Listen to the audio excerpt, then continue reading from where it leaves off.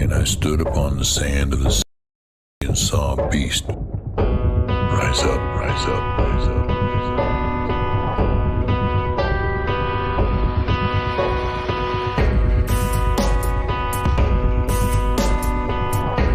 Who is able to make war with him?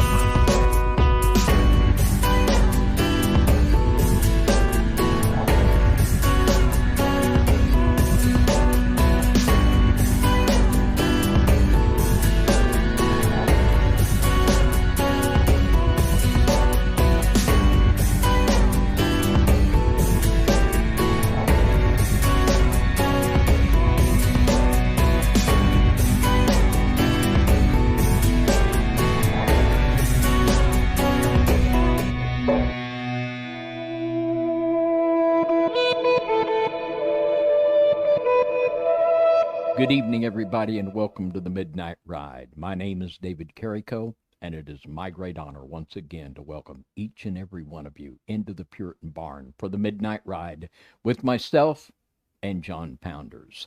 Tonight, the broadcast is entitled Time Travel, Trump, and the Tesla Connection, the Conspiracy Corner. I tell you what, that title is just enough to do me right there. And before we begin this broadcast, I'm sure that you're all aware of the Neil Young, Joe Rogan, Spotify controversy. So I thought I might weigh in with the official Midnight Ride position on that controversy. And in the words of Leonard Skinner, we don't need old Neil around anyhow.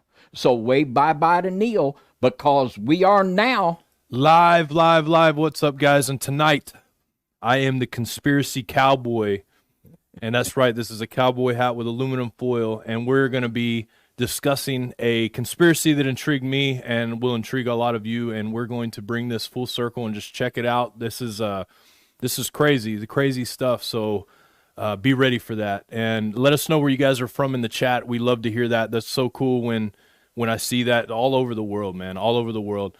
And so, David, anyways, how are you doing? I'm going to take this hat off now. Doing fantastic. The Lord is just doing marvelous things, and there are just some really awesome things working out real well. So we're just really thankful for all the Lord's done. Yeah, me too, man. It's been so cold. We had a huge ice storm here. I know you here at the barn, you guys lost power for a couple hours, and some people lost it for a lot longer, but thankfully it's all past and over with. And, I remember back when there was a freeze a few years ago where people were out of power for like 2 weeks, freezing cold temperatures, had to move out of their house, all their pipes busted. So we're thankful that didn't happen here, but let us know how you guys are doing. Before we get started tonight, I want to thank our sponsors, Joshua Watts Leather Company, custom leather jobs from anything from saddles all the way to gun holsters to book covers, you name it, the guy can do it. And he has a lot of other stuff on his website as well. He's been supplying us with goods for a long time, and also a lot of you guys, and so he's one of our premier sponsors that we have here. Also, check out nystv.org, and you can check out some commentaries, different shows that we have, documentaries and stuff on that website. And if you use the coupon code RIDE, R-I-D-E, you can get your first month free, and check it out, see if you like it. If you don't like it, feel free to cancel. We just want to make sure it's available for people to check out and have a place for that to happen. Also, Sugar and Spice Soap Company. Stop worrying about rubbing toxic chemicals on your skin. Check out Sugar and Spice Soap Company. They even have a Midnight Ride brand soap and pack that is pretty awesome. So all the links are in the descriptions. And I think that covers anything, David, you got to say? Well, I tell you what I would recommend. Take a shower, use your Midnight Ride soap, then watch the Midnight Ride. How could it get any better than that? It can't get any better than that. I don't know. Couldn't get any better. So anyways, David, with that being said, I guess I'm ready if you're ready. Let's ride. All right, guys. So tonight we're going to be talking about a conspiracy, and it says it all in the title. It's about time travel, Trump, and Tesla, and there's a connection with all of these things. And a lot of people have done videos on this stuff in the past, and there's a lot of tidbits here in different channels, and some of those channels I've actually featured in tonight's show. But this, in my opinion, this would be the first one that kind of brings all of those things kind of full circle into one episode. And to me, it was very intriguing. There's the chances of these things being a coincidence by the time I got done to me were it was mind blowing. I just don't think that there's a chance that some of these things are coincidences. And we've talked about different things on different shows, and this one has intrigued me probably the most out of all the conspiracy theories. If that's not mind blowing in itself, that's pretty, because we've looked at a lot of conspiracy theories, but this one definitely intrigues the mind. So the first thing we're going to be discussing is a couple books written by an Ingersoll Lockwood, and one of them is entitled The Last President, and the other is entitled Baron Trump's Marvelous Underground Journey. And both of these books have very interesting things in them that we're going to dig into. And there's also a lot of other coincidences that kind of go along with this stuff that we're going to talk about tonight as well. And hopefully you guys can enjoy it as much as I enjoyed researching it, and much as we're going to enjoy talking about it. So let me just kind of set the stage for this first book we're going to discuss, and it's The Marvelous Underground Journey with Baron Trump. Okay, so first off, I want to say that the person that wrote this book, by the time I got finished with it, I realized that this person is 100% adept in the mysteries. Like, there's no doubt about it. I looked at all of the different wording they use and all of that, and it really just kind of brought a lot of intrigue to my mind. And I'm going to read kind of just a couple different excerpts, but this basically the gist of it is Baron Trump grows up in this Trump Tower, this Trump Castle. He's getting tired of living the luxurious life. He has a little dog, and they decide to go on a journey to the center of the earth. And there's this guy that leads them. His name is Don, okay? And as they lead them, they go through different portals. They go through meeting different kinds of beings in the earth and time travel and all of these different things. And we're just going to go through some of these things. And hopefully I'll bring some things out, too, that I don't think anybody else has brought out as well.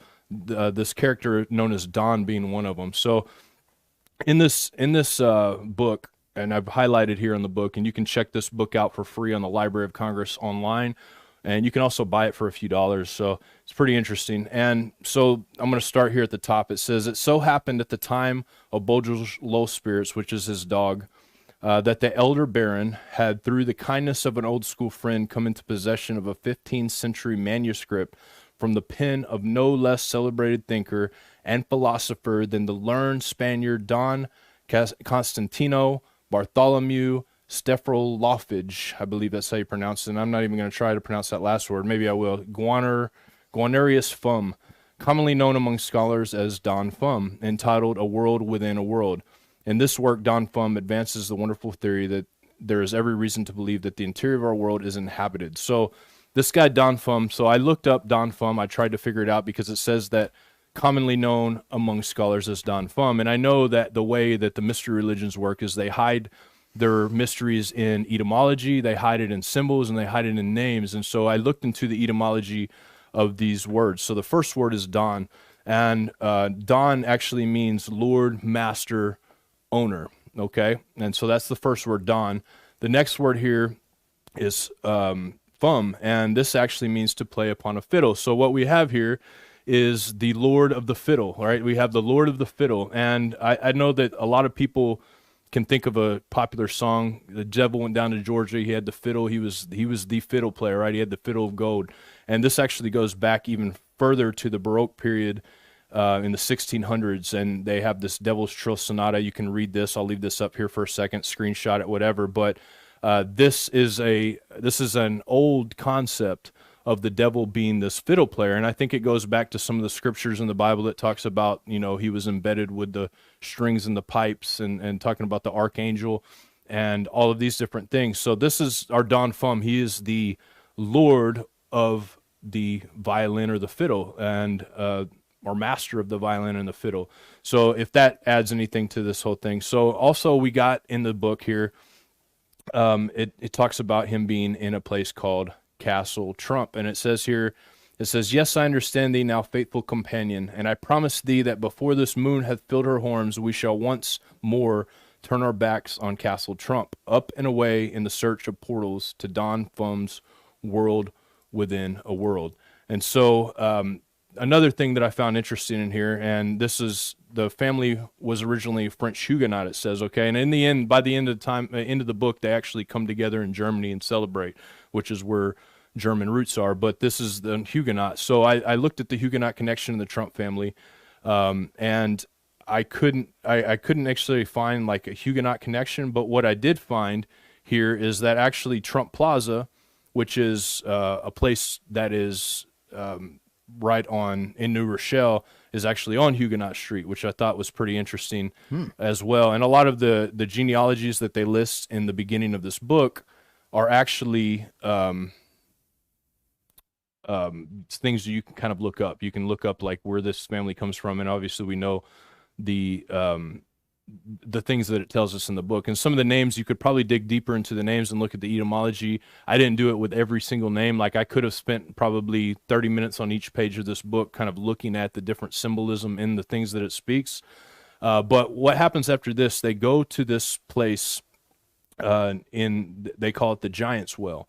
And this place is in the northern Urals, and this is also Quarry of the Demons, as it's called. And it says, this is from the book here, it says, "I had often read of what travelers termed the quarries of the demons in the northern Urals, but never till now had I the faintest notion of what the expression meant." And so here we have a map of the Ural Mountains. You can kind of see where this is right here.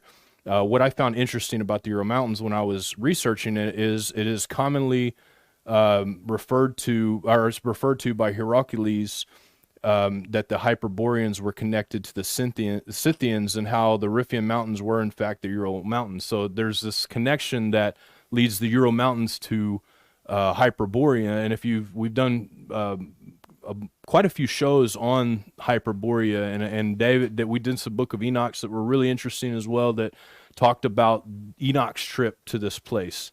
And this is it gets crazier. Just bear with me here for a second. I'm gonna throw a couple more connections out here.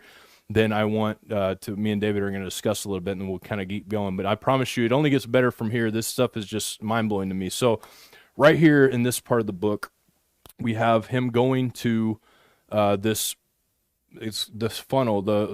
It's called the Polyphemus funnel, and it's where he reached the bottom of the Giant's Well.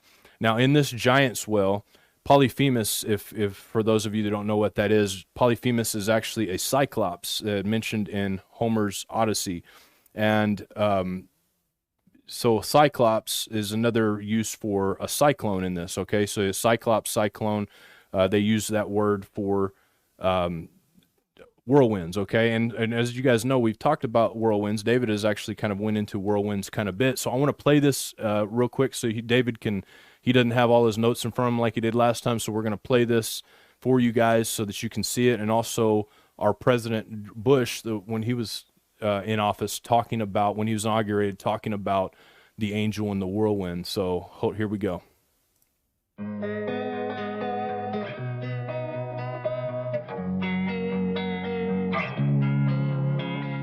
Losing time, I'm fading fast. I just wanna make it last. Try to let go of the past. I close my eyes, embrace the blast. Sleepless nights and headaches stack. Restlessness to hell and back. What's my purpose? What do I grab? A slippery surface, a heart attack. And sometimes you just gotta believe there's something that'll give you relief. There's something that'll have what you need. What you need. We're broken, it's tragic. We're not all elastic, but maybe there's magic. Believe you could have it. And I know of sadness, the anxious and panic, the infinite vastness of all that is blackness.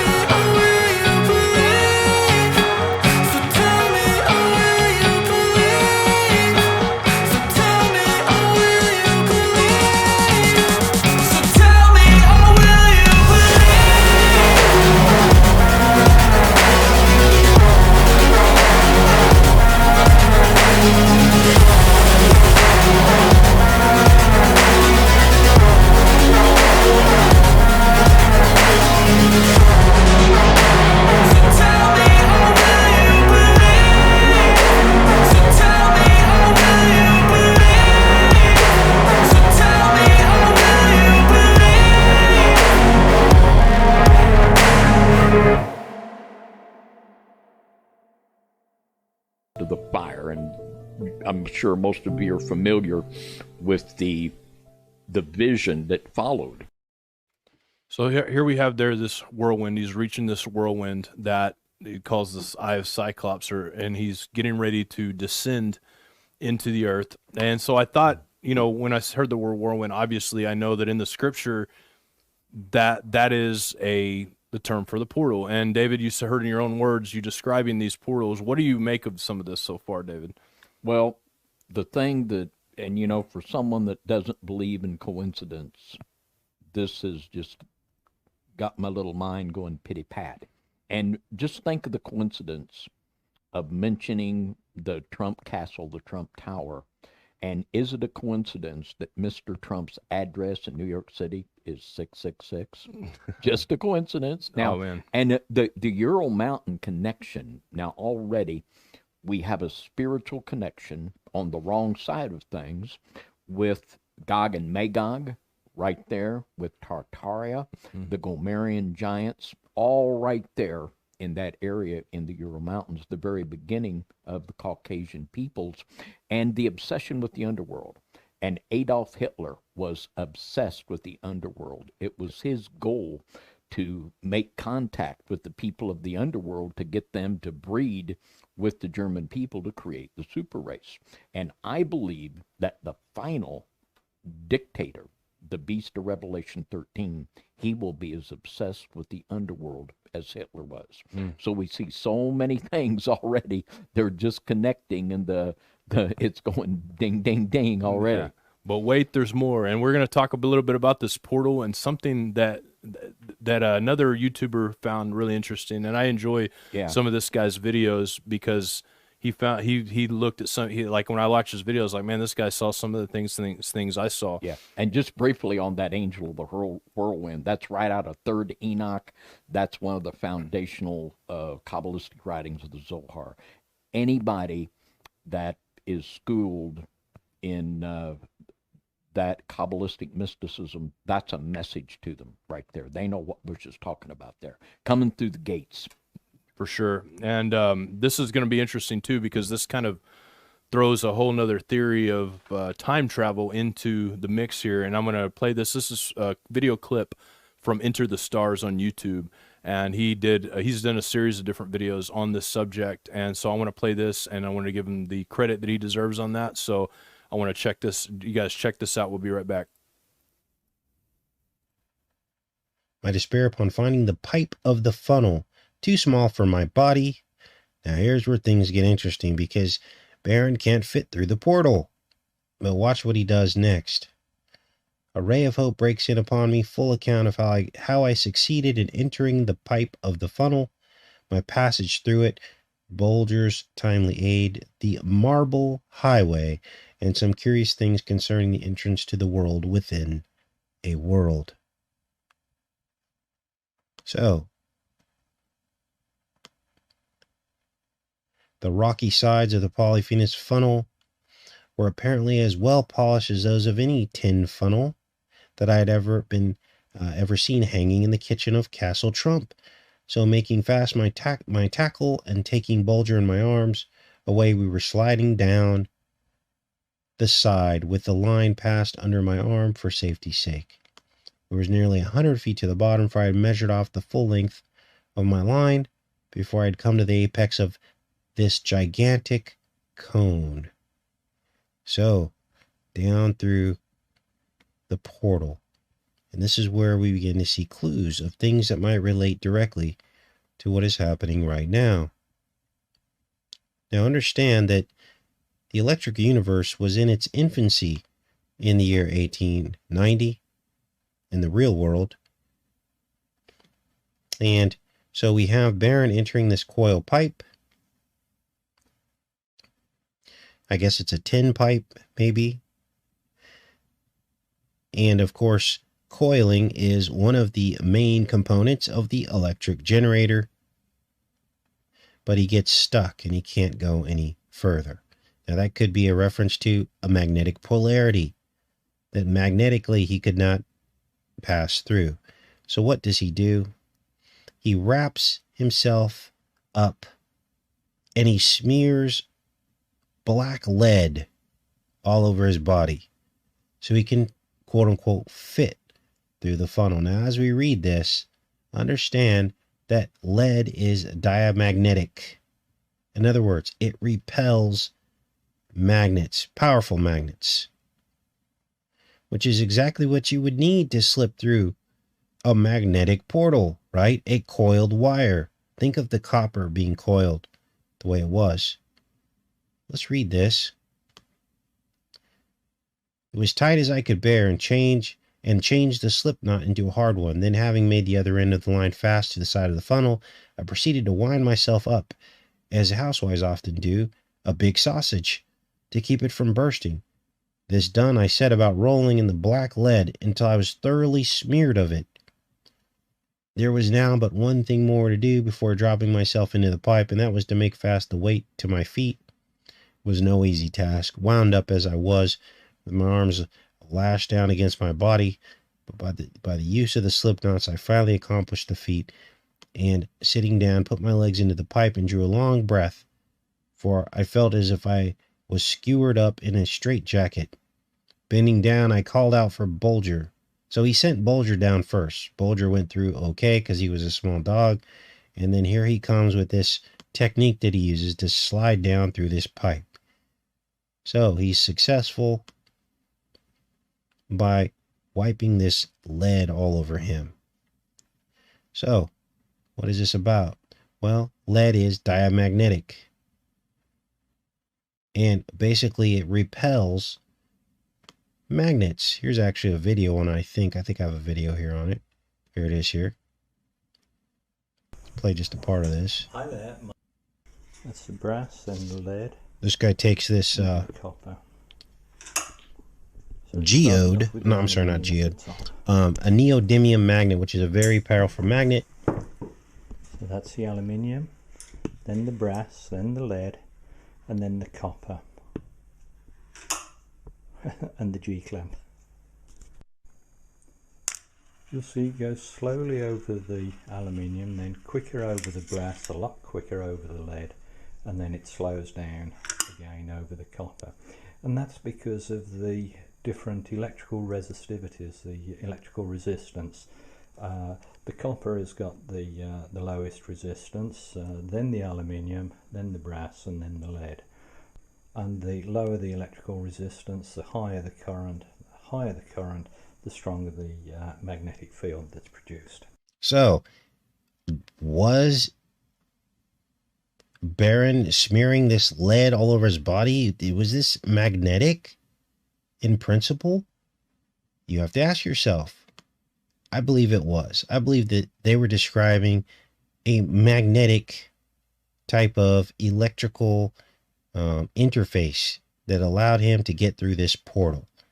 And this is the whole basis of this whole Trump the Time Traveler aspect. Biff Tannen,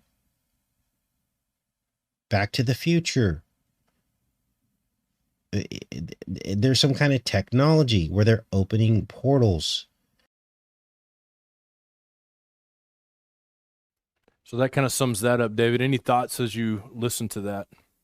Just a few thousand. Okay. And what comes to my mind very explicitly, well, number one, in this book, there's a portal in the Trump castle. Well, having an address 666 with all kinds of statues of gods, are they thinking about a portal? Just saying. But in the Bible, there's also a use of lead going through portals. In Zechariah chapter 5 and verse 6, there's the vision of the woman in the basket. And it says in Zechariah 5 and 6, and I said, what is it? And he said, this is an ephah that goeth forth. He said, moreover, this is their resemblance through all the earth. And behold, there was lifted up a talent of lead. Whoa. And this is the woman that sitteth in the midst of the ephah. And the last verse, this woman is using the lead. Well, she's coming from a bad place through a portal. Where's she going? Verse 11, and he said unto me to build it an house in the land of Shinar, and it shall be established and set there upon her own base. Oh my gosh. Wow. I did not even know that. Man. Wow. Yeah, wow. Wow. So, gosh, yeah, wow. Yeah, wow. Is this lead technology of bringing things through portals? Is this what the bad guys are going to use to set up the final shebang? Man, that's interesting. And, you know, too, I mean, that's mind blowing to me right there. Wow. That's worth the price of admission already. I tell you what.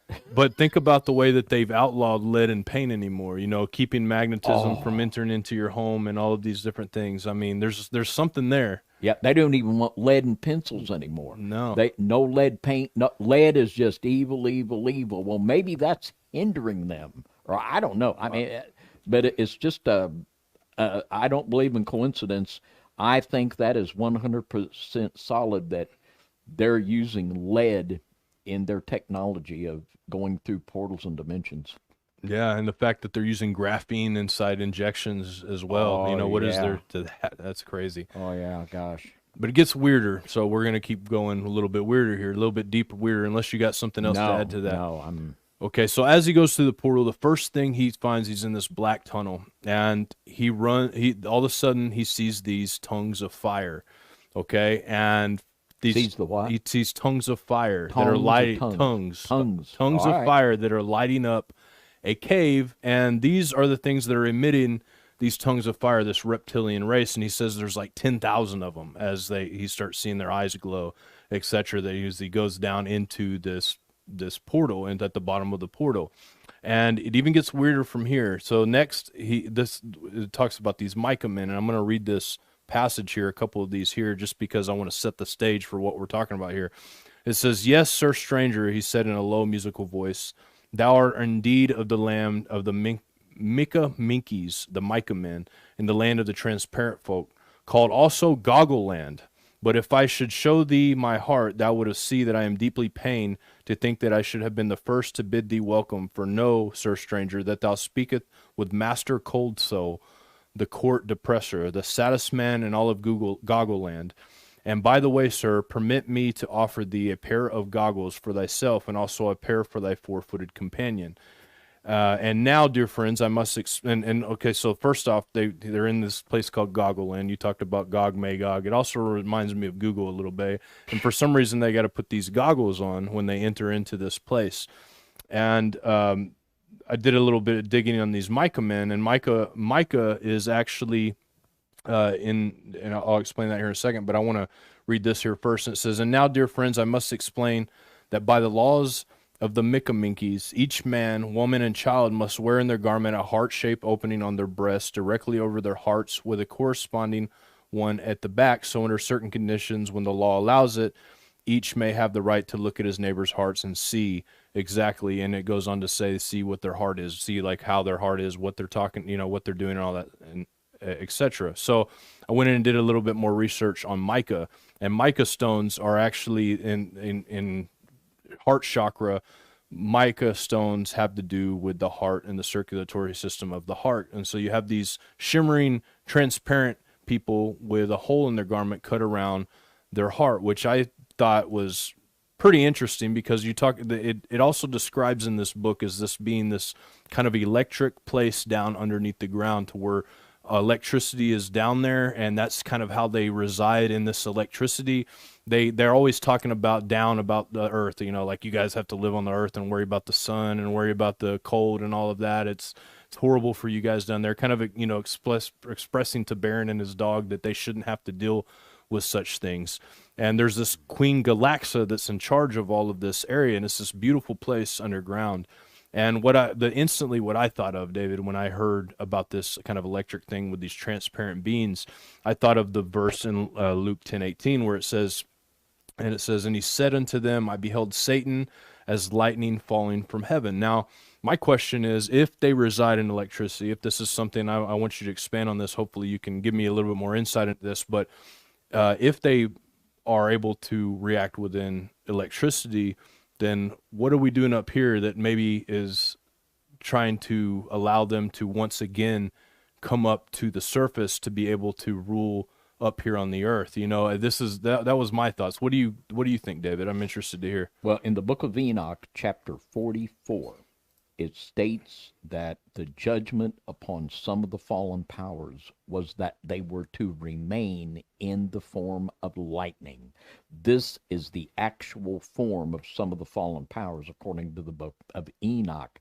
And in this scenario, this is laced with symbolism that people on the wrong side of things, and even the good side of things, if you're learned, can understand. And the tongues of fire, of course, Enoch, the book of Enoch also, he saw the tongues of fire in the third heaven. And we know the tongues of fire on the day of Pentecost. And here we have a counterfeit tongues. Everything in the dark kingdom is an imitation of that, and it connects disturbingly well with the scenario in Zechariah 6, building a house for this woman. Yes. It shows the establishment of a false religion, and also the heart. It's very reminiscent of the Sacred Heart of Jesus, the Eucharistic Heart of Jesus. We probably all seen these pictures of Jesus with the big heart there on the outside, and not the real Jesus, but the Eucharistic Jesus. So just tons of symbolism. This guy is absolutely an adept that knows how to use symbols to communicate, and that's what these guys like to do. They want to communicate in symbols, so the average person that would read it would just think, well, this is crazy. But someone that is adept, they understand just what they're talking about. Yeah, for sure. I know you talked about too, like in the episode that I showed earlier, where you were talking about the angel and the whirlwind. You also talked about in Acts 2, which you just mentioned, the tongues of fire, but there was a sound of wind. Yeah. So the whirlwind is connected with Yeah. the tongues of fire there as well. Yeah. Except the whirlwind that we're talking about actually ascends up. This one ascends down into the depths of the earth, which is, as above, so below type thing. Yeah.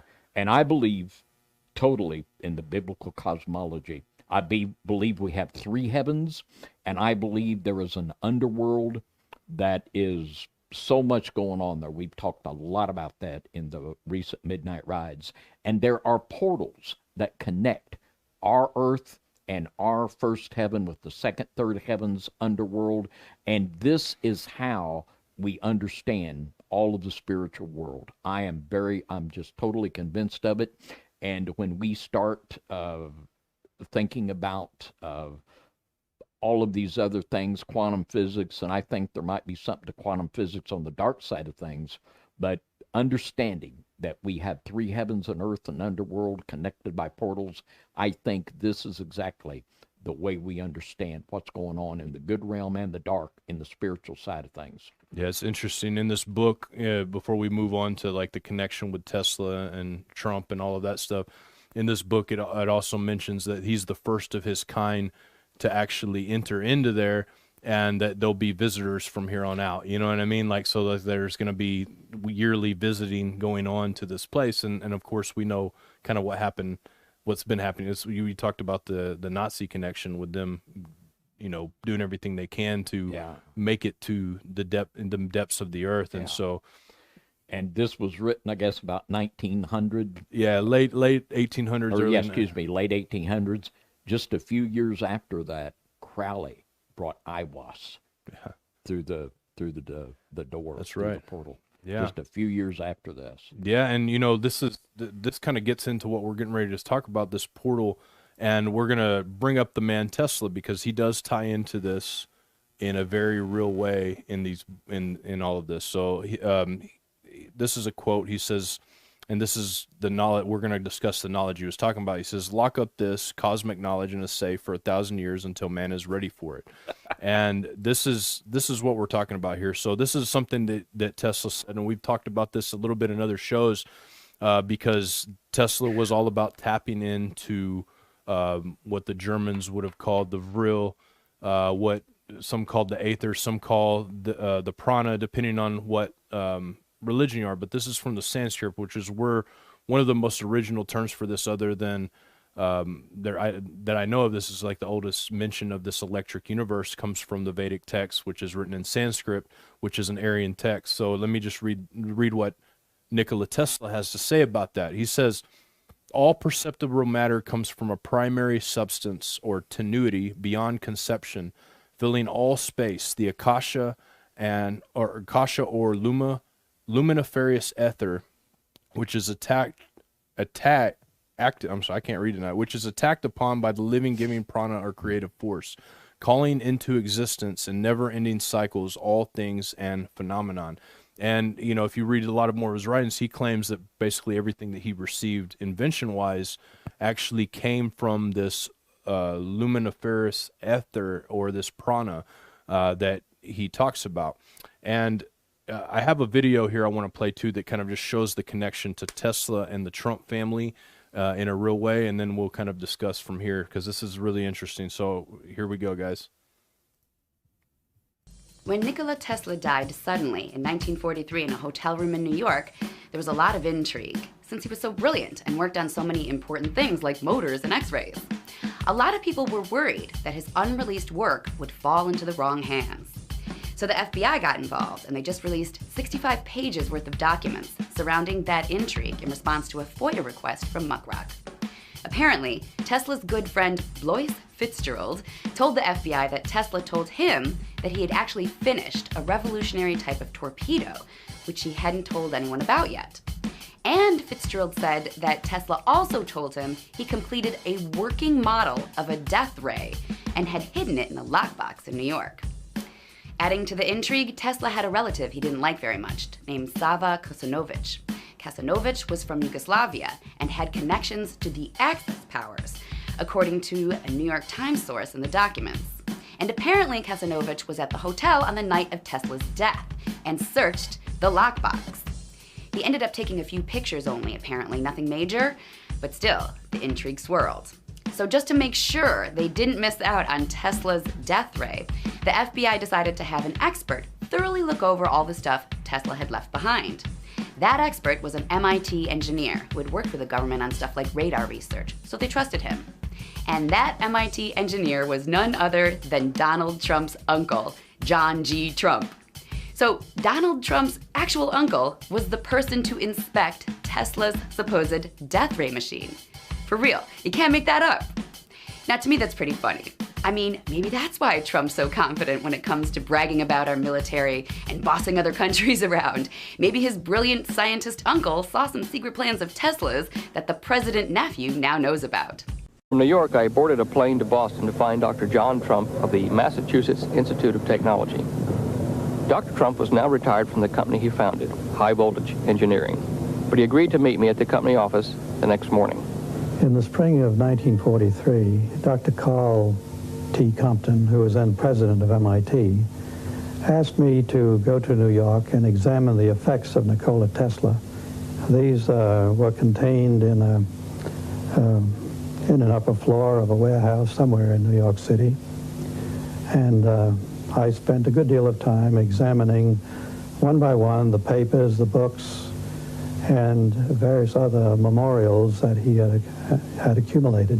But I was particularly looking for something which would be evidence of a secret weapon, which I was reminded by the agents, the two agents who were present during the entire time, was a matter of concern to the United States. In the course of this, I did come across a number of letters directed at the upper echelon of the British Empire, that is, I think, to the King and Queen, or perhaps just to the King of England, and also to the Tsar of Russia, explaining that he was the inventor of a secret weapon which had rather remarkable properties, and that he would be interested in entering into a negotiation which would lead to a disclosure of what they were. Of course, I spent a good deal of time looking through these papers, trying to find out what the nature of this secret weapon was. I think I had, although I don't remember it so very accurately, an idea of what its properties were. It had the capability of acting at a great distance, of being destructive to flying objects and things of that kind at a place which was remote from the source. But nowhere in his technical papers did I find anything which revealed an explanation of just how such a device could operate. believe that you also opened another box, supposedly a secret weapon that he left at another hotel. Can you relate that story, please? Yes, when I had substantially concluded my study on the following day, I think that was a Saturday morning, I was reminded by one of the two agents that there was a box being held as a security for an unpaid obligation, and that this box was an item of considerable value and may indeed itself be the secret weapon, that it was armed and therefore it probably was not touched. Were you nervous doing this? I found it a matter of a bit of concern. However, I realized that this had to be done, and so we taxied down to this hotel. The agents identified themselves and their credentials to the assistant manager of the hotel, who led us to a room. This room was essentially empty except for a table and a steel cabinet against the wall, which was opened. I think perhaps he opened it with a key. The cabinet itself was empty, except on one of the lower shelves was a package, a box, a rectangular box of ordinary size, which was wrapped in brown wrapping paper. It turned out to be a highly polished box with brass clasps, and it looked more like an instrument case. And after waiting a while and listening a while and remembering that it had been there for quite a few years, I think it had actually been there for about 5 years as a security, I opened it. My report to Dr. Compton was that I saw no danger in releasing these papers and these relics to his heirs. Miss Musar had arrived too late to know who had opened Dr. Tesla's safe or what had been removed. And Dr. Trump had found nothing which he considered dangerous or a secret weapon. Tesla had been a naturalized American citizen for 54 years, so why were his papers seized by agents of the custodian of alien property? I suspect that governments other than those of the United States, England, and Russia were interested in the inventions of Dr. Tesla. So there's a connection there, obviously, with Donald Trump and his uncle. There's more to this connection that we'll expose as we go later on. But after watching this, David, off the bat, does anything come to mind for you? Well, the obsession of the scientist and the obsession of the cultist converge over their obsession to go through portals. This is the belief of the people that constructed CERN, that they can actually contact people of other dimensions. And the fluid that Mr. Tesla believed in, there is a reality to that. In the show Clot Shot Fever, we talked about how Mesmer talked about this fluid. He believed that this was the fluid, the same thing that Tesla was talking about, or that Hitler talked about the very same thing, the Vril. And Hitler believed the people of the Middle Earth had mastered the use of the Vril. And in the occult, the people that worship the Baphomet in occult rituals, Eliphas Levi believed that this Vril was the Holy Spirit. So this is the very place where science and science falsely so-called and the world of the occult, they all merge with their obsession of going through portals. For sure. And so this next book that we're going to discuss about by Ingersoll Lockwood is it's called The Last President, 1900 or The Last President. And this book right here was super interesting. A lot of really interesting connections that we're going to talk about, but one being that there was a last president who would be an outsider, who riots would take place, and you'll see in this video that I play here in a minute where the riots take place and the coincidences associated with that. And then you will see also that the running mate of this president is last name Pence, which is really interesting as well. And it talks about riots that take place over unfair election, etc.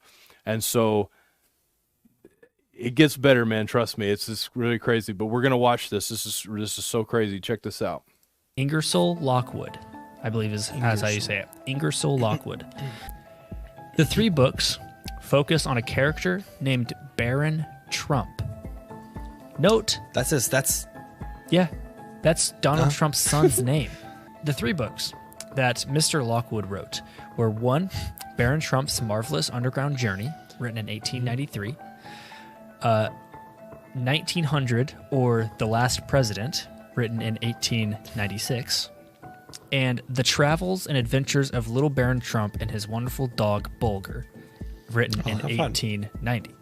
The Last President, the book The Last President, begins with a scene from a panicked New York City on November 3rd. The book describes it as, quote, a state of uproar after end quote, after an election of an enormously opposed outsider candidate. The reason that they were protesting, the reason that New York City was a state of uproar, was because they were protesting, quote, a corrupt and unethical election process. Here's a paragraph. The entire East Side is in a state of uproar. Mobs of vast size are organizing under the lead of anarchists and socialists and threaten to plunder and despoil the houses of the rich who have wronged and opposed them for so many years. It goes on to say, the Fifth Avenue Hotel will be the first to feel the fury of the mob. Let me stop right there. You know who else owns a hotel? You know, no, I'm serious. You know who else owns a hotel? Who? Trump. Trump Hotels and Trump Tower. Really? Never heard of it. Guess what street that's on, dude? Fifth Avenue? Yeah. Yeah, that's crazy. Well, now, you're laughing, but dude, it gets crazier. No, I know. Yeah. No, to you. Because it describes the address of the hotel. Well, okay. And the address says the 22nd down Broadway, the 7th down Madison Avenue. Now, the 22nd down Broadway, I'm not kidding, is Trump Towers. And the 7th down Madison Avenue, not kidding, is the Trump Hotel. Yeah. And then you come over here to Trump Tower. Let's see. This is Madison Avenue. And guess what, dude? This is Fifth Avenue. And what was the tower called in the book? Fifth Avenue Hotel. Okay. Well, and look, why does it say time machine right over there? Right next to Trump Tower. Where? To the right. To the right. I don't see what? Where? Literally down. Right there. You were on it. Dude, wait, what? Wait, what? Now I'm sold. Dude, well, what? Wait, why does it say that? What have we discovered? I gotta take a screenshot of that. What? So those guys were having a good time with it, but I thought it was interesting. They didn't have a whole lot of views on this, but they found something that I didn't see anybody else find. And it's so crazy because when you read it and describe it, all of those things are super interesting, to say the very least. But it does get a little bit crazier if you're ready, Dave, unless you got something else I'm to ready. say. Gosh, This is just mind-blowing. It So is amazing. This one right here will make the hairs on your back of your neck stand up. Maybe I'm not gonna give you a guarantee, but it's possible that the hairs on the back of your neck will stand up. So here we go. Before the 19th century books were discovered, a rumor was spreading on the internet. On August 17, 2016, a 4chan user made a claim that Donald Trump was in possession of a time machine. In this thread, the user posted the background information about Nikoli Tesla and his connection to Donald Trump. 1943, after Tesla's death, the FBI declared all his research to be top secret and ordered all his possessions to be seized. The FBI later appointed an MIT professor to make sense of his notes, to see if any information in them could be used to create military weapons. The MIT professor was none other than John Trump, Donald Trump's uncle. Today we have with us an engineer who typifies that American capability of converting great ideas into operating mechanisms that can then be turned over, as it were, to the man in the street for safe and proper use and applications. Only Professor John Trump, who is with us today, did not stop there. Now, when you went to MIT, I believe your original intentions, if they may be so described, was to go into electric power types of applications. Is that right? That's right. I had become interested in the design of electric power machinery. And he has some wild ideas, but I've checked a few of them and they stood up. For 6 weeks I decided they were plausible and reasonable, and I abandoned the design of electric machinery and began studying the insulation of high voltages in vacuum and the acceleration of heavy particles to high energies.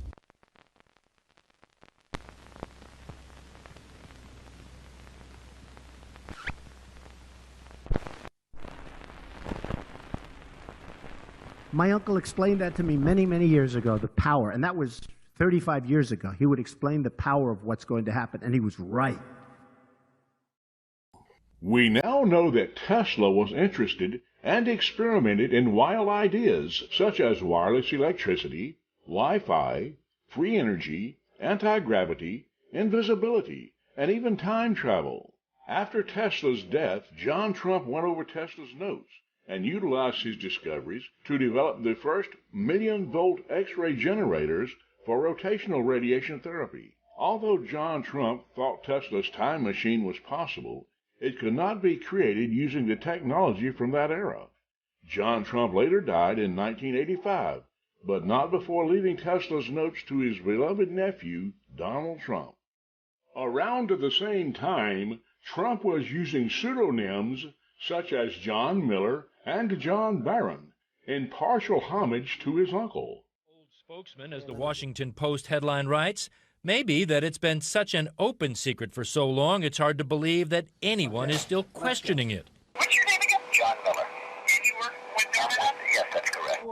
It was back in the 1980s, and when the flashy New York real estate mogul needed to get a bit of news out, the newspaper reports it was common knowledge among New York reporters that Trump just assumed a different name and handled the media calls himself. I can conclude with a fair degree of scientific certainty that it is Donald Trump's voice. This afternoon, Owens compared the John Miller on that phone call with People magazine to the real Donald Trump interviewed on CNN's Larry King Live in the 1990s. Due to the quality of the old recordings, he couldn't use his biometric analysis that he says would be absolutely certain, but based on pitch, tone, cadence, and his expertise, John Miller and Donald Trump are one and the same. Yes, it's my opinion that it is Donald Trump's voice. Now it's suggesting that you misled us. Yeah, that I'm lying. I'm not lying. His denial was, that doesn't sound like me.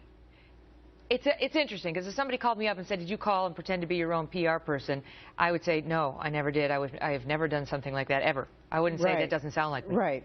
So you don't believe him. Were you surprised to see him misleading?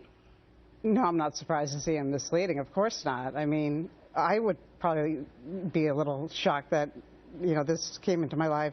But, Megan, the main thing here is that I didn't leak the tape.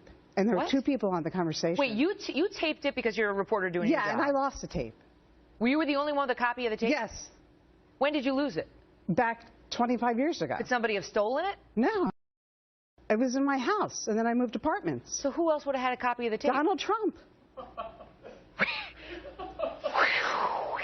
Wait a minute. So you're suggesting Trump leaked this to the Washington Post? Yes. Why? You got me. He's done stranger things. Because he loves publicity? Yeah. So you're suggesting that he may want us talking about this right now because it generates a news cycle, perhaps? Hello, Donald.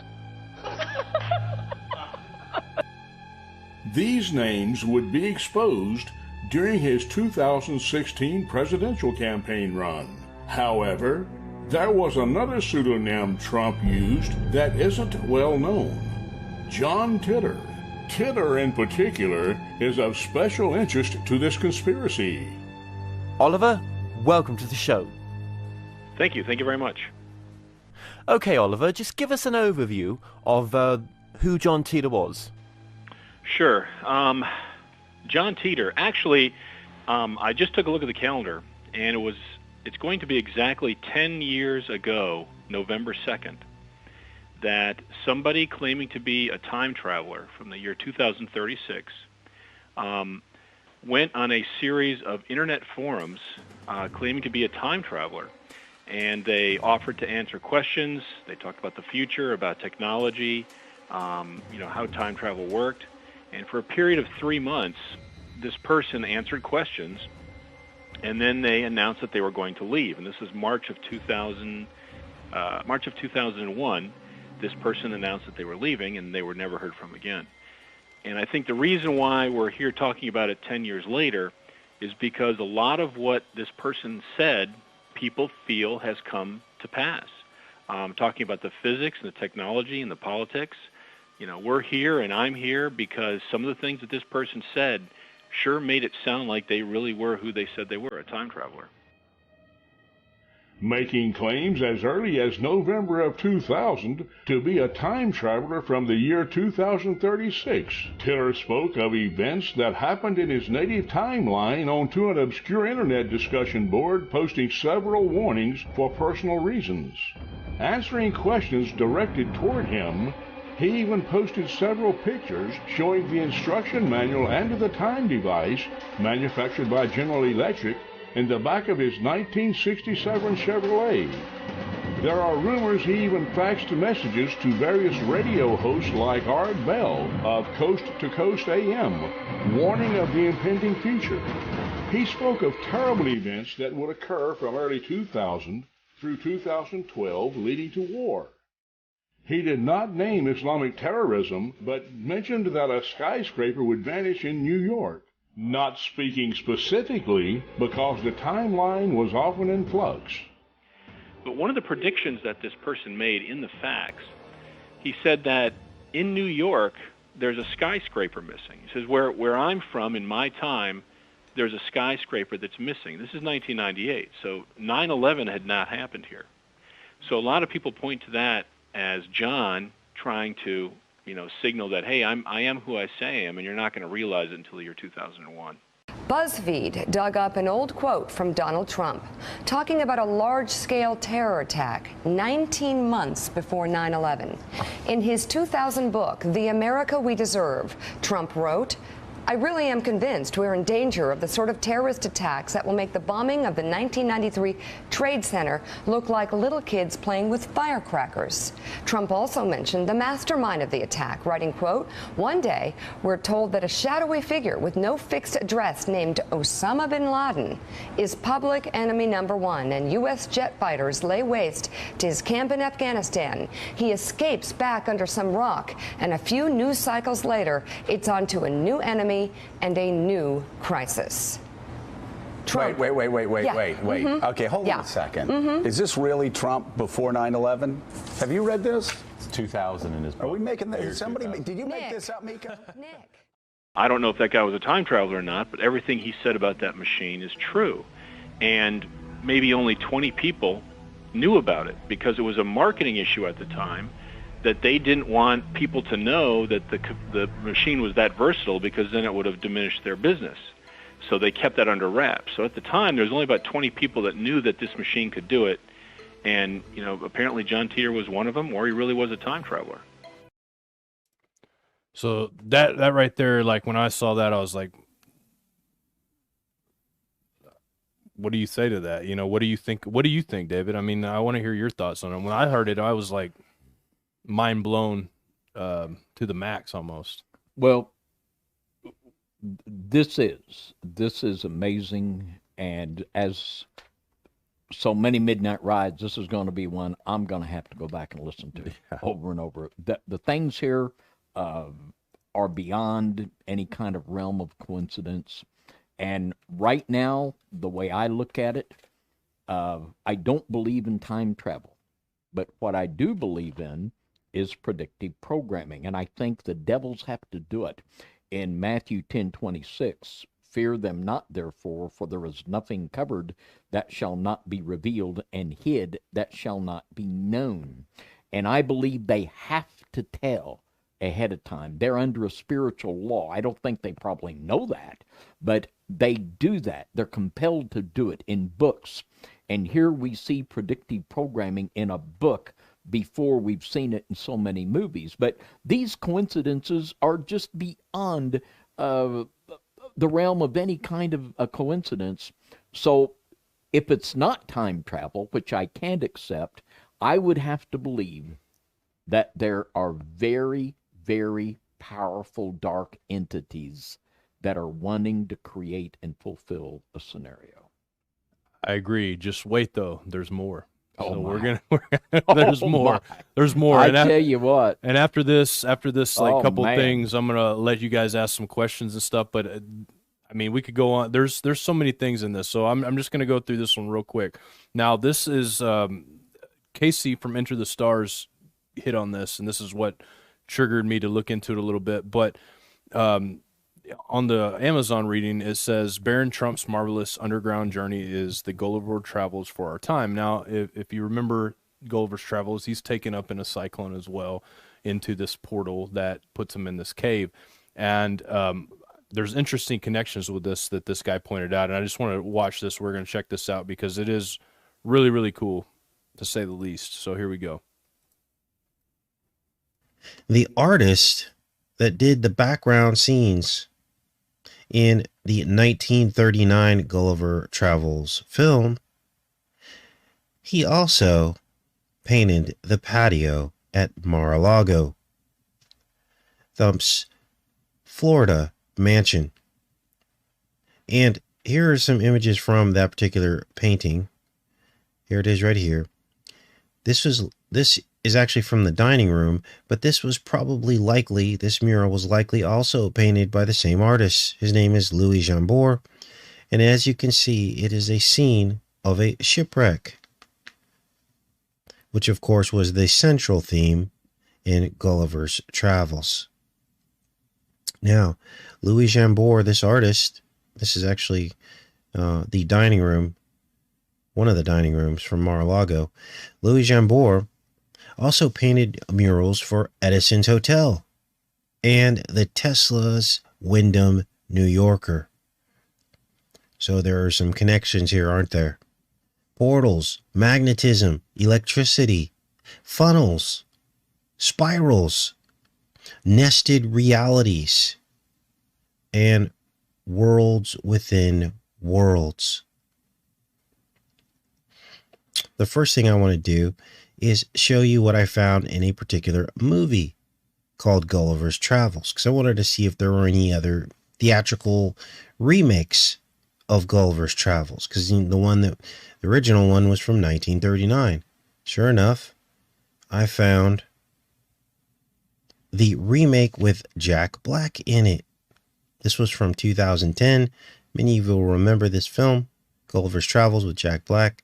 It did pretty well in the box office, but it didn't get very good reviews.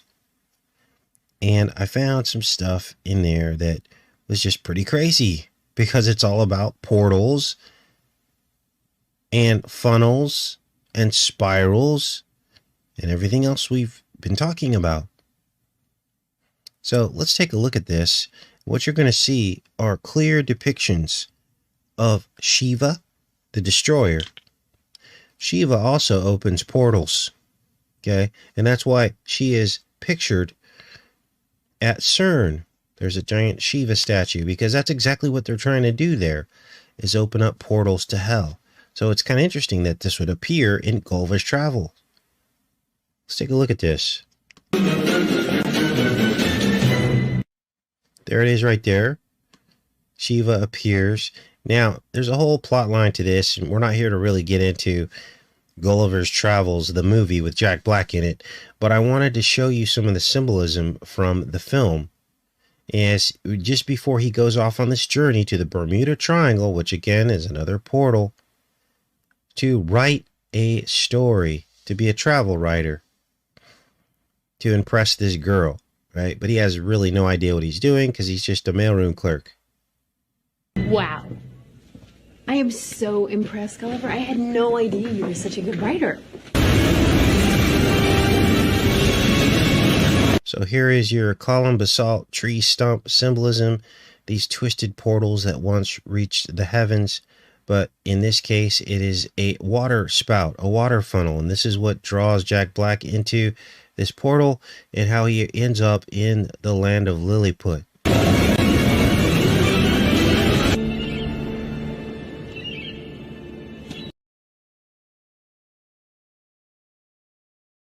So what we have here is a comparison to Gulliver's Travels, which is interesting as well. It's got the cyclones, the different stuff, and the fact that there's a mural painted by this guy in Tesla facility and Trump's Mar-a-Lago, and I can't remember where else it said, but that Denver Airport, and this is, to me, this is just mind blowing to me. I can't believe the extent that they're going to go to, but there's a lot of symbolism in a lot of these towers that I would love to kind of look at least one day. But this is kind of just the idea that there's all of these different symbols, and I'm with you, David. Like there's really only like a few options, you know. Either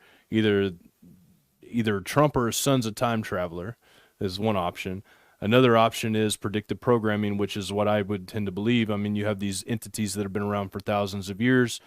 They, you know, we know that Trump was set up to do a certain thing, and one thing I didn't bring up in this is the dove comparison. So this is something kind of interesting as well. So Tesla had a love for pigeons and doves, right? He had them, they come to his tower. He had this one pigeon that was his favorite. It was a white dove, and on this white dove came to him when he died, Tesla said, and the dove's eyes shone brighter than any lamp that he had created. He said when it died, and it passed when it died. And that was reminiscent to me of Donald the Dove, which was a nickname that John Trump had given Donald. But there's also a magazine where you can see Donald Trump holding this white dove. And at that time, he was talking about how if he was president, he could negotiate peace with Israel and, or not Pakistan, but Iran, all of the Middle East. So he talks about that, and that was his kind of thing. And so he's always kind of, there's predicting program of him coming to negotiate this peace deal. And of course, you remember the coin in Israel and kind of the battle cry of Donald Trump. So it's all really kind of mind blowing. Does anything come to your mind, David? Well, there's a big one here, and of course, we know the biblical symbolism of the dove representing the Holy Spirit.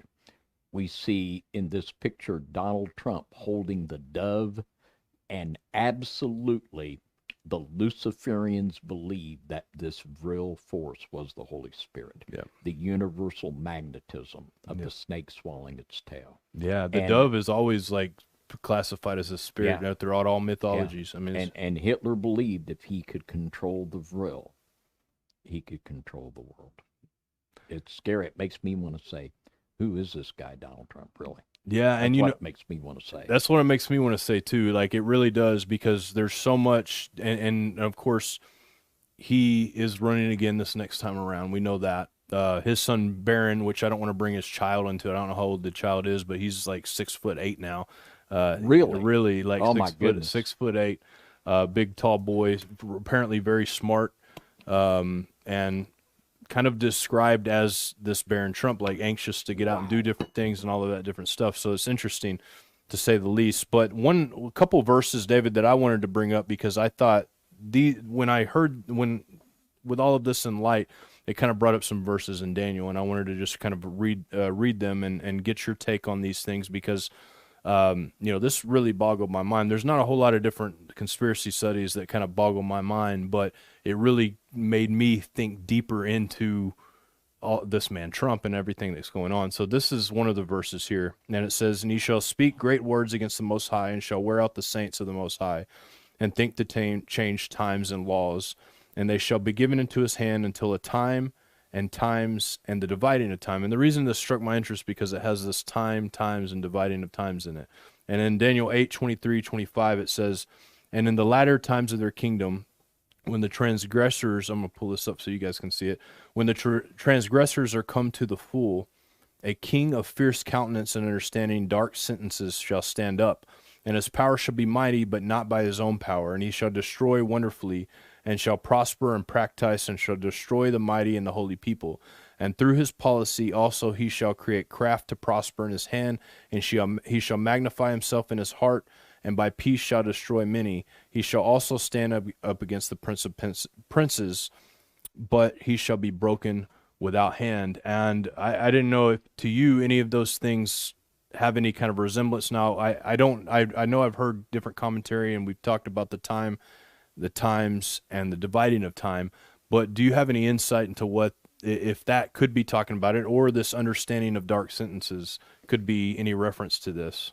Well, certainly when it talks about this king understanding dark sentences, to just think about the fact that Donald Trump has Tesla's papers is really is just mind-blowing to me. And it talks about him being able to destroy wonderfully. Even if we would just consider the nuclear arsenal that the president has at his disposal, he could destroy wonderfully, let alone the more exotic weaponry that is there that the common populace doesn't know about, and causing craft to prosper. You know, he's the guy that made the economy boom. And I hate to say it, but I don't hate to say it, it's just a fact, like it or lump it. But this was the thing that enamored the people with Adolf Hitler.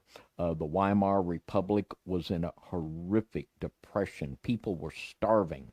And Hitler put Germany back to work, and he turned the economy around. And the first time he ran, he got 80% of the evangelical Christian vote. So there's so many things that check boxes here. It is chilling, and it does make the hair stand up on your neck. It really does. It is, you know, these things are not a coincidence. And like we've said, there's only a few options that are available to us.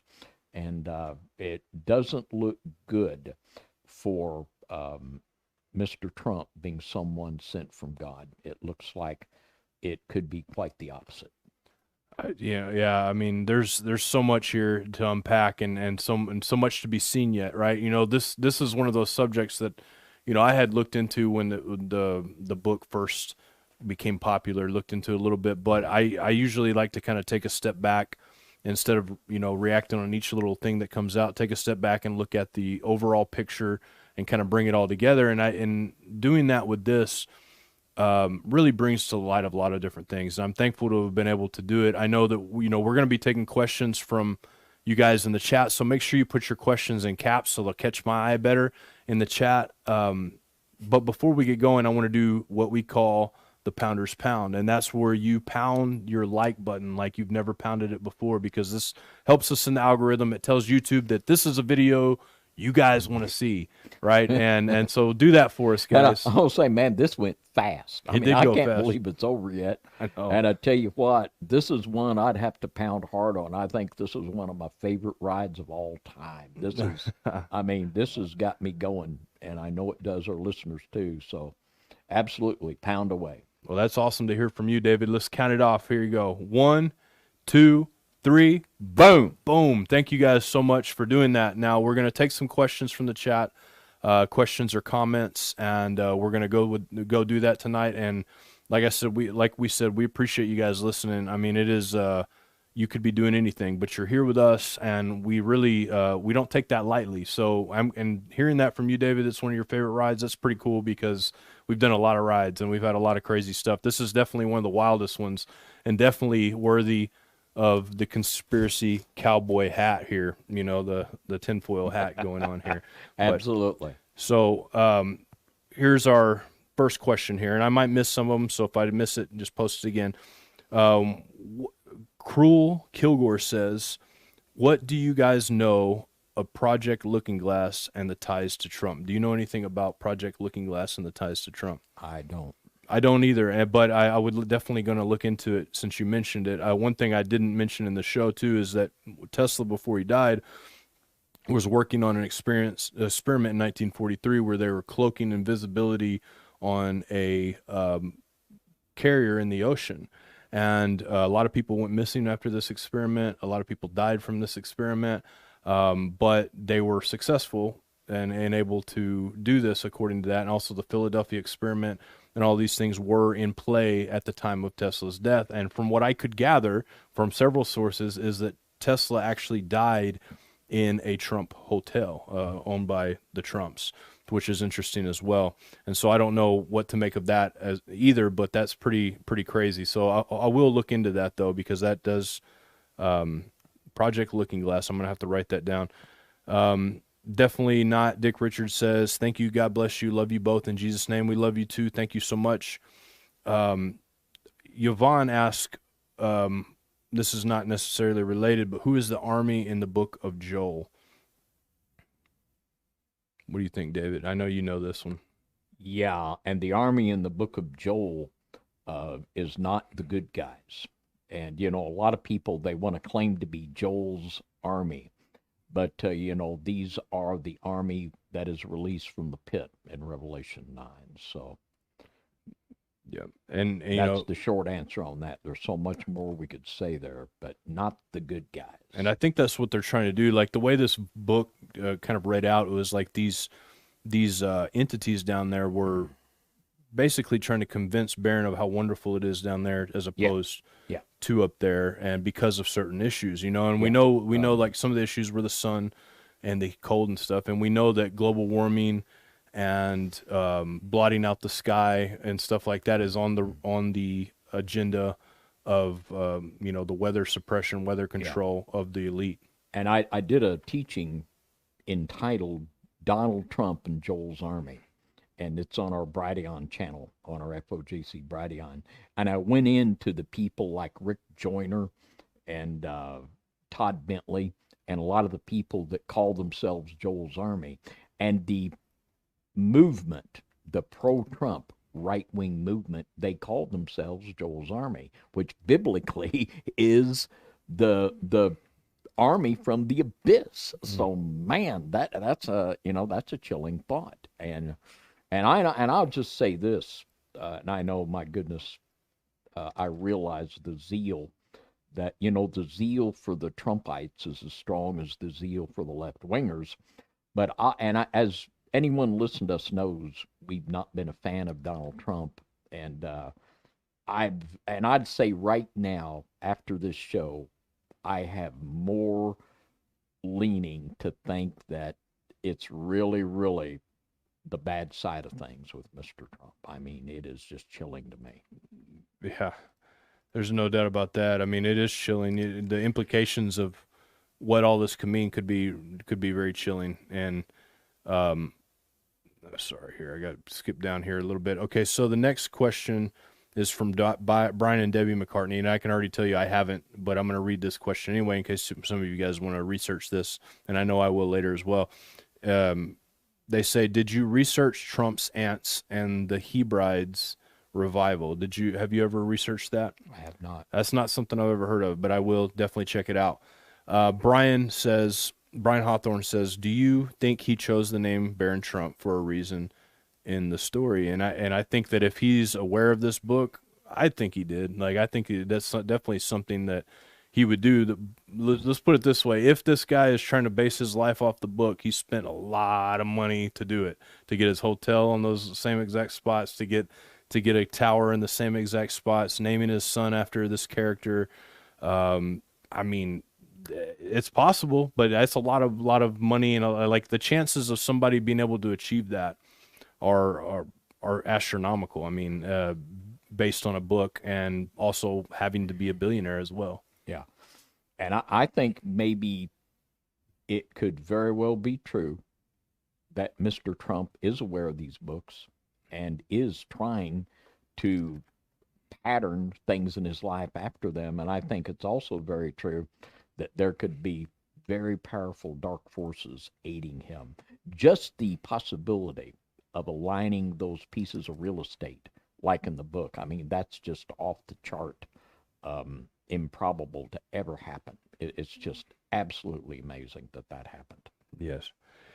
Michael Mulvey says, this is off topic, but David and John, along with anybody else, does anyone know about Ron Wyatt and his discovery of the Ark of the Covenant and the test analysis of the blood? And I only know what I've heard from different people on it. Of course, we haven't been able to see the tests or anything personally, but from what I understand, the test came back with one strand of DNA, not the male strand of DNA in the blood. Whether or not I believe the story, I don't know.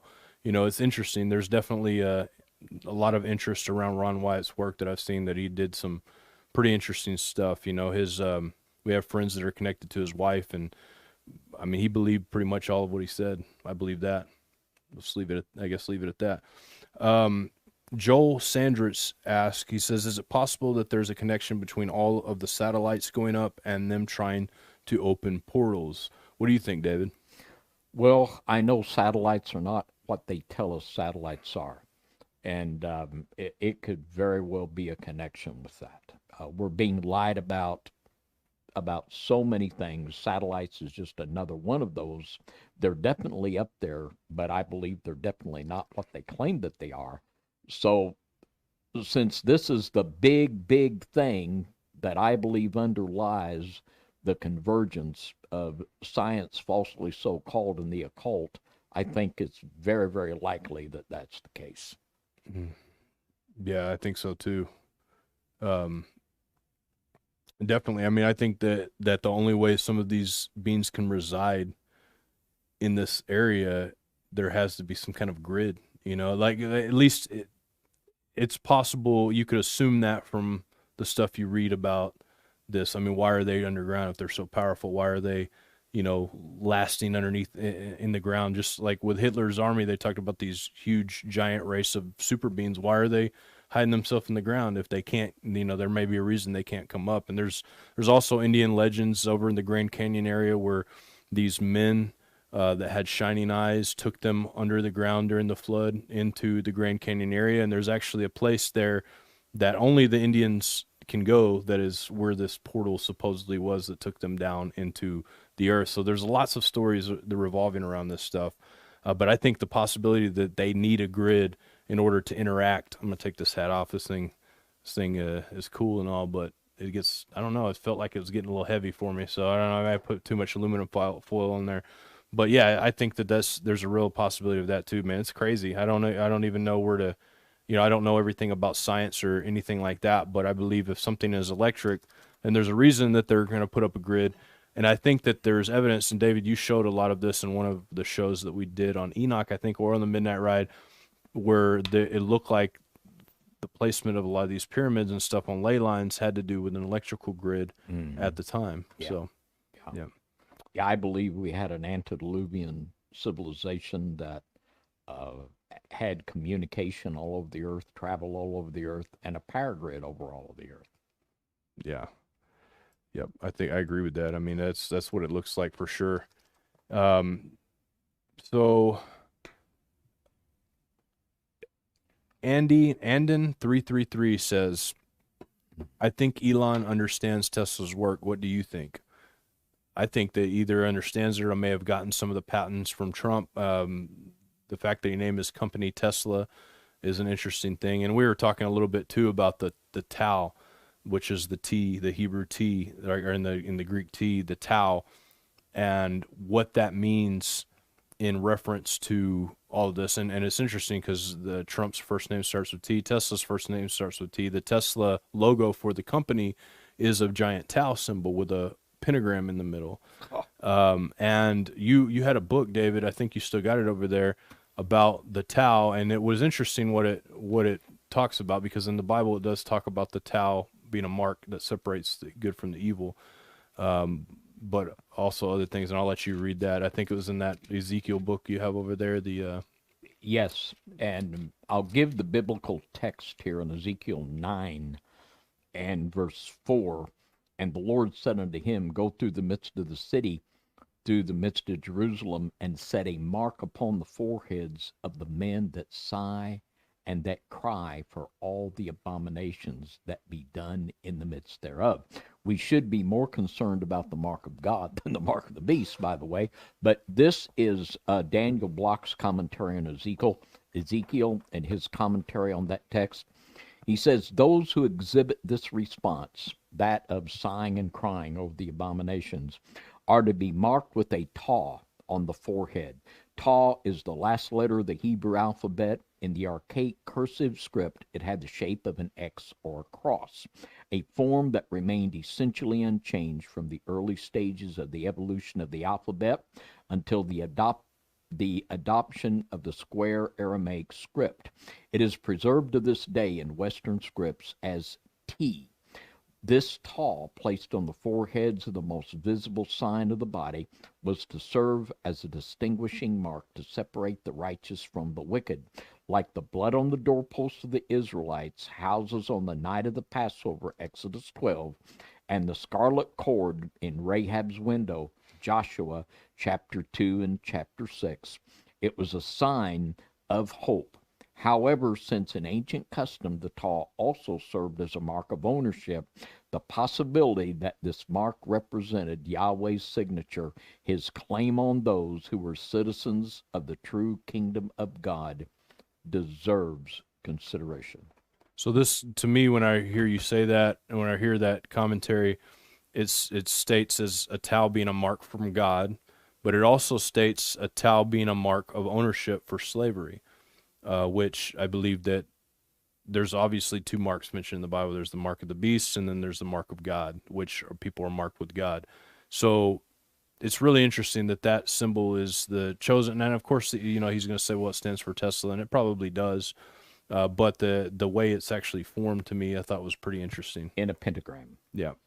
And, I think of the text we read in Daniel about the king that understands the dark sentences opposing the King of Kings, and it's all about the counterfeit and the claim of the dark kingdom to be the true kingdom of God. It is just chilling.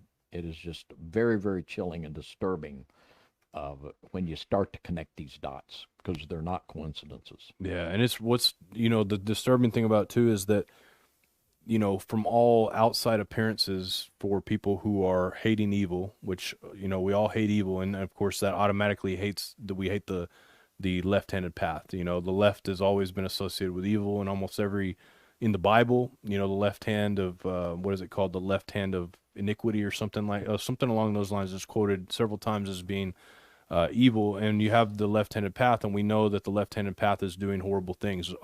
Before QAnon ever posted anything about all this stuff, this is stuff that has been talked about for 30 plus years by you. This is stuff that has maybe not been brought to everybody's full attention like this. These people were able to bring it out, but this is stuff that would lead all of us to believe that this is going on, and it's going on by these left-handed path people. And so when people like him are coming out saying that they're going to do something about it, they're going to expose it, they're going to do all that, it's easy to be like, I'm siding with this guy, because no matter how arrogant the guy may be or whatever, and he's even fun to listen to. There's a lot of things about Trump that I really enjoy. I feel like I could sit around the table with Trump and have a good time hanging out. That's the kind of. I used to, a little less after this show. After this show, yeah, well, a little less. Maybe now. My intentions might be a little different after this show. It'd probably be to like pick his mind, be like, okay, man, you got to tell me. Are you a time traveler? Is your son? What is going on here? I would definitely ask him that question if I had the opportunity. But by all appearances, he seems to be the good guy, right? And the guy with the white hat. Yeah, he's the guy the good guys like. Now, the clip you played from Morning Joe and Mika, the amazing statement Trump made about even mentioning Osama bin Laden's name in New York. Now, how could that happen? Now, here again, and this is just me, this is my theory, but if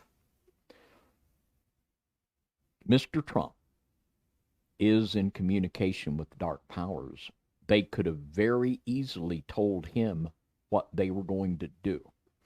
this could be the source of information there. That's just a possibility. To explain this, we need to, there's got to be some explanation for this. And all of the explanations that I'm coming up with is not looking good for Mr. Trump being on the right side of things. I mean, I'm the same way. There's got to be an explanation. That sounds like the most logical one to me. Assuming there's no such thing as demonic time travel of some sort, which I don't believe in. I can't hardly believe in. I can't hardly bring myself to believe the idea that time travel is a possibility. Yeah, but then again, I don't know. Like biblically, I may find later on that the Bible says, you know, this people were traveling and seeing different things in time. Yeah, So and I have told, and I know you did the show on the Mandela effect. I totally reject that. And I think time travel, I think the devil might like us to think he can. But I think that's above his pay grade. I don't think he's that powerful. If he could do that, he could go back and try to stop the crucifixion. That's just impossible. I don't believe he has that power. But at this point, this is the first time I've had a lot in common with Joe Scarborough when he says, you know, Mika, did you make that up? Did you just making that up? But no, he really said that. And how could he say that? I think he's got a little help there. I think this is a little inside information, maybe. And I wonder too, you know, how in the different prophetic verses you had the angel in the whirlwind taking the prophets to see things that were to come. Yeah, this could be a version of that. They're taking them to see what is to come or see what has already happened, and they think they're time traveling, maybe. And the thing with dark prophecy is not definitive, but dark prophecy is prophesying of the plans and goals that the fallen powers have. Yeah. And that's why it can change, right? That's why they have these idea of the alternate timelines type thing, because it's not, only God is able to separate the end from the beginning and separate the ages, right? He's the only one able to do that. But I think you're right. I think it's possible that there's a dark prophecy thing. They're showing them what's going to happen if they have their way. And then, you know, if it doesn't, it's, oh, there's an alternate timeline. And maybe even just close, but not quite on point, you know? Yeah. So, interesting. Yeah. So next question is from Javier Fernandez. How do you think the Great Reset is going? Everyone seems to be a Jesuit. What do you think, David, about the Great Reset? How do you think it's going? Well, they are, and you know, here again, we look at things and it looks like the Democratic, aka socialist, communist reset is having a few problems. And it looks like, yeah, the good guys are going to win. We're going to clean house the next election. We'll take the House. We'll take the Senate. Trump will be back. Isn't that great? Well, is it? Yeah. So how is the Great Reset going? I think that this is all a part that is being constructed. It just looks like this is all a part of the dark plan.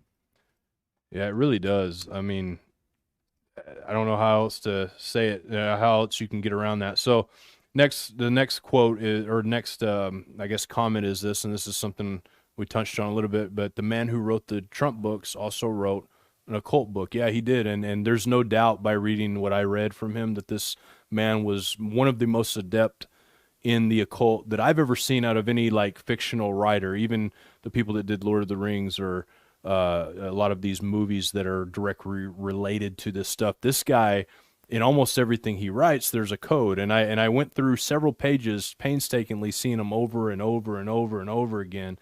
And that's not something you can do with every book, because some books don't lead to everything. Everything doesn't lead to something. But this book is unlike a lot of the books that I've read in reference to any kind of occult story, I guess you could say, because it also involved futuristic things, which, you know, a lot of those don't. So, yeah. And it's almost could be a proof text on how the dark side could identify their man. Yeah. Yeah. It definitely could. And I think a lot of the stuff too on there, which I thought was interesting as well, is you could see how what the Wizard of Oz, because they have this marble road that they're going down, was probably taken from this story too, because it was written after this book, and there's a lot of reference to some of that stuff in there too. Yeah. You have the dog, like Toto, you know, you have this marble road that they're taking down. Tornado. And tornado. It's all there. Yeah. It's all there. Yeah. It's so all there. Definitely stolen from it in I believe, stolen from it in a lot of ways. So Michael Carrico, one of your fellow Carricos, I don't know if you know Michael, but is Michael one of the North Carolina Carricos? I think so, yeah. With one R? I think so. Okay, well, I know him then. We've talked with him before. Well, this guy got 2 R's. So 2 R's. Well, I don't know if I've talked with some North Carolina Carricos with 1 R, but I don't know. Anyway, we're glad to hear from you. Yeah, they can't be all that bad, you know. Well, no, absolutely not. Well, Michael says, could Trump be the right-wing leader that eats the left as spoken of in the Bible? And you've talked a lot about that. We did a whole show about the 3-headed eagle. Yeah, that's another whole level of this that just reinforces this idea that indeed, and that is from the book of 2nd Esdras. And I think that this was just bringing this scenario around. You know, here it looked like Trump was gone, and also you have the symbolism of the healing of the head wound. Looks like Trump was dead. Well, no, he's not. Here he comes back. The head wound's healed. He's back. And just like in the book of Esdras, the right wing eats the left. And, of course, this would, for the right wing to eat the left would have to be thoroughly publicly humiliated, and it is. There's never been a time when the hatred and vitriol has been generated against an administration like this one, and it just keeps escalating. It is the most laughable farce of a government that's ever been established, and it's getting ready to get ate, I think. I think it's about to get its lunch ate. Yeah, I think so too, man. And that was another interesting midnight ride to go back on. Yeah. So Joseph Field says, does your tinfoil cowboy help with stopping the reptilian shapeshifters' lasers from getting your social security number? I don't know. You know, maybe. I don't know why they'd want my social security number, but I don't know what it does. I just know. I know this. I do. This is another weird thing. Okay, so I have this reader that reads EMFs. It reads radio signals and magnetic, electric, magnetic, and all these different. All three. It's like a 3-way reader, and I can tell you this, you put the aluminum foil in front of that reader and you got something on the other end that may be spiking up uncontrollably, it stops dead. So aluminum foil does have properties to stop waves, and so that's interesting. But I don't know if they're trying to steal my social security number or not. I don't know how it all works. I know lead is an interesting thing as well that we talked about earlier that kind of stops magnetic radiation from entering through. So who knows? You know, maybe it does.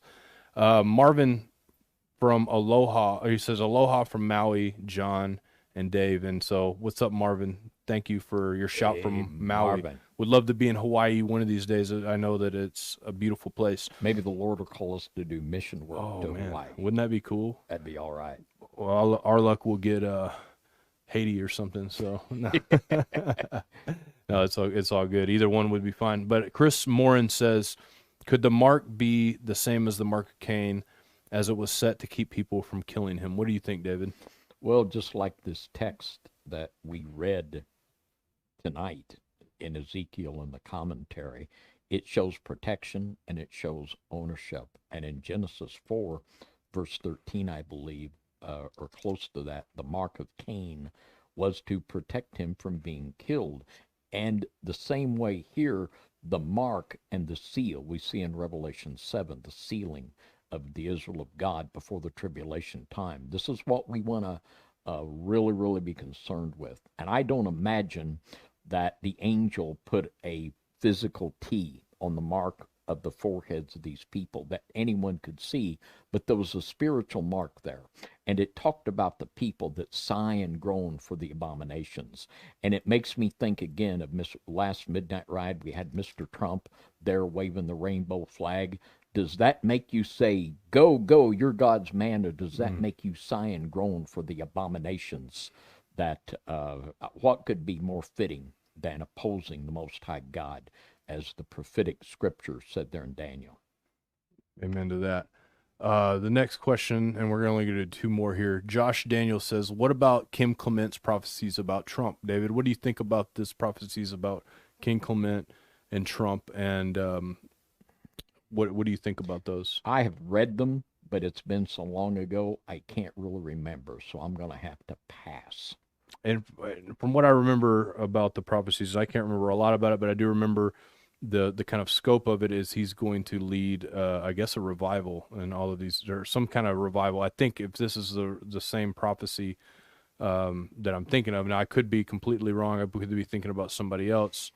But I do think there will be a revival, but I think the revival will be people coming back to the Catholic Church, possibly the one world religion, whatever that may be, and people will see it as Christianity, which is where you get the verse where Jesus warns us that they will think that they're doing the service to God by killing you.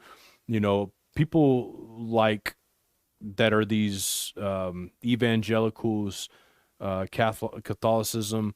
There's been years of persecution on the Christian church, especially from the Catholic Church. I mean, they killed more Christians than almost any other people group in the world. They killed Christians, incessantly just killed them, and until they finally couldn't stop the production of the Bible anymore, and then they stopped. And I think that also in people that do the Sabbath are going to be persecuted.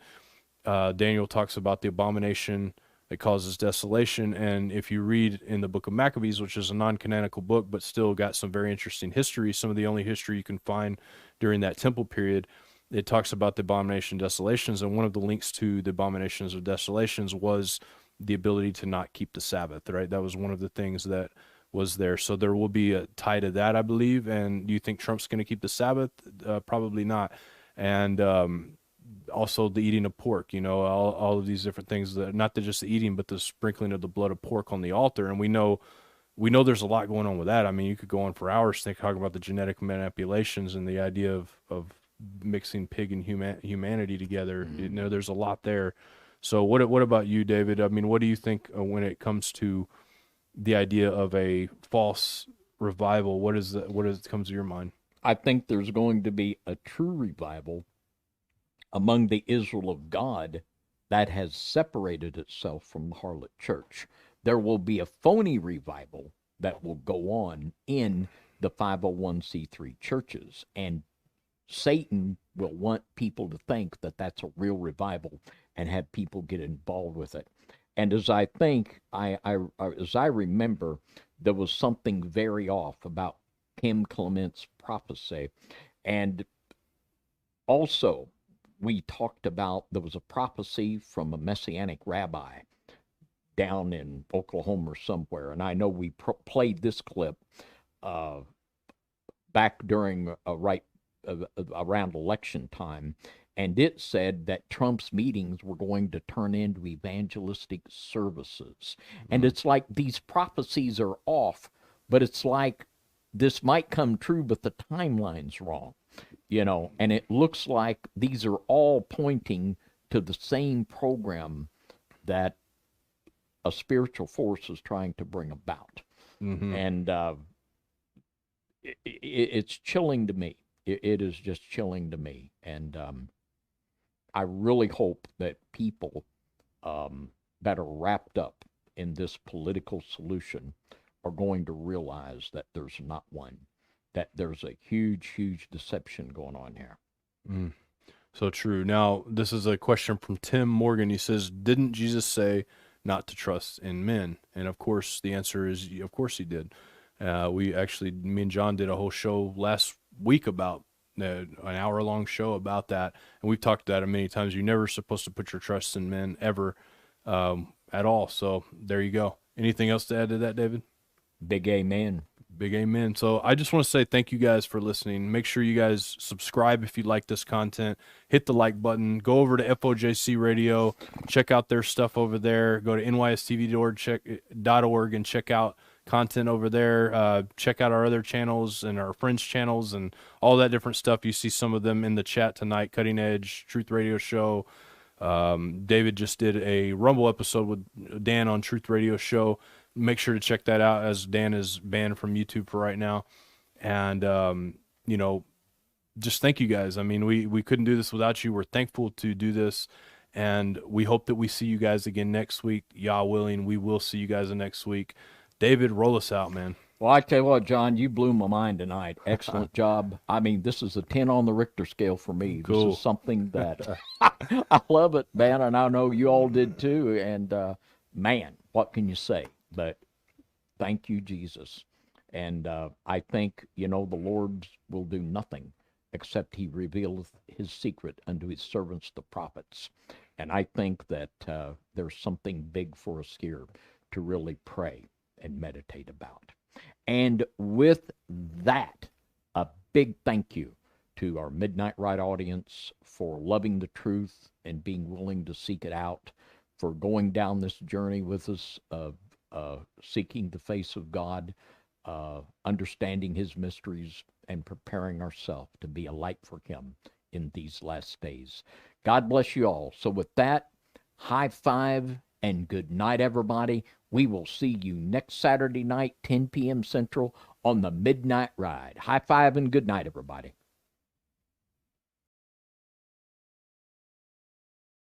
And I stood upon the sand of the sea and saw a beast rise up, rise up, rise up, rise up.